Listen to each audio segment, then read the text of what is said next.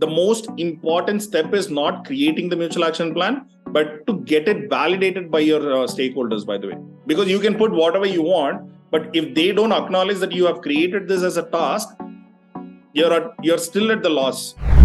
A mutual plan can again be as exhaustive as possible.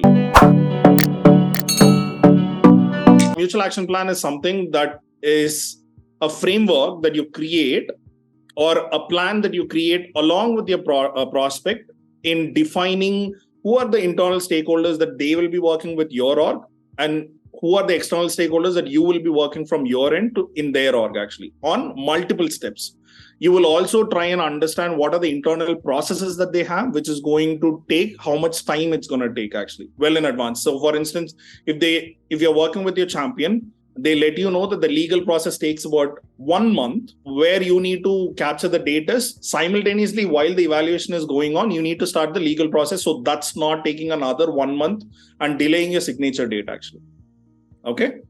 So you need to capture every single step of what's going to happen, what is the next step, who are the people who are going to be involved, what are some of the decision-making process that's going to get involved, what are the internal processes that are there, what are the documents that needs to be filled from your end and their end.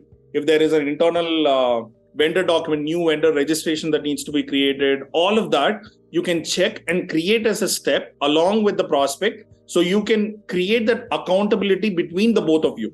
It's sort of like think of creating a task list even before a deal gets closed, by the way, right?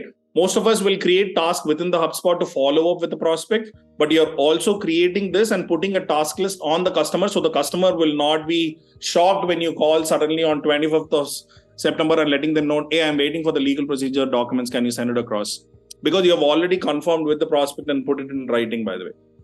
And what you should also do is create this mutual action plan and loop their money guy as early as possible. So he is aware that your champion is evaluating a product like this. A mutual plan can again be as exhaustive as possible. You can start from giving a quick summary. Some of the stakeholders might not be part of the through and through evaluation process. Like what is your product bringing to the table? What is the ROI that the company is going to get out of it? What is the current state and the future state after they implement your product?